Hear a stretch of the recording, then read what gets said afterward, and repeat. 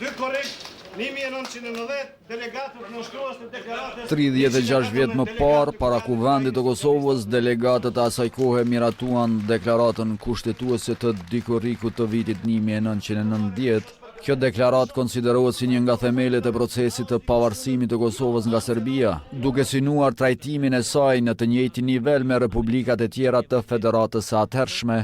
Ky akt historik u miratua në rrethana të jashtëzakonshme jashtë objektit të Kuvendit të Kosovës, pasi ndërtesa ishte rrethuar nga forcat të shumta policore dhe ushtarake. 36 vjet pas, në hapësirat e Kuvendit të Republikës, por brenda tij, ata që ishin para 2 dekadash prezent kujtuan atë çfarë kishte ndodhur. Në takim me ushtruesin e detyrës së presidentes Albulena Haxhiu dhe kryeministrin në detyrë Albin Kurti, delegatët e asaj kohe rikujtuan momentet historike. Këtu Haxhiu tha se në rrethanat e asaj kohe Kosova kishte hapësirë të kufizuar politike, por refuzoi të pranonte nënshtrimin ndaj regjimit serb. Serbia synonte më shumë se qeverisjen e Kosovës, synonte ta linte pa zë politik dhe pa mundësi që të shfaqej si subjekt më vete.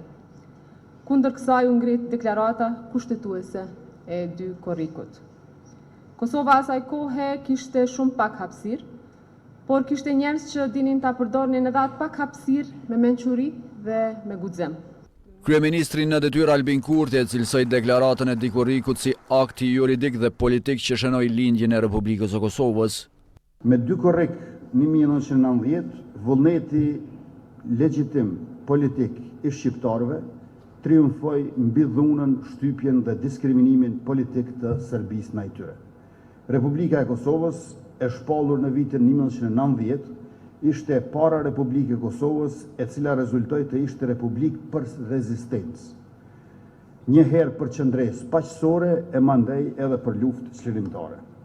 Ilaz Ramajli, kryetari i delegatëve që votuan deklaratën kushtetuese të Dikurrikut 1990, tha se kur e sheh Kosovën e pavarur bindet se deklarata nuk ishte vetëm akt juridik. Në rrethana të jashtëzakonshme të vështira besun se vetëvendosja, liria, demokracia dhe digniteti njerëzor ishin vlera për të cilat duhet të angazhoheshim pa hezitim.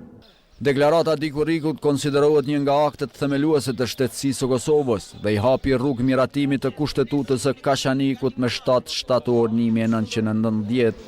Jo, ju falenderoj.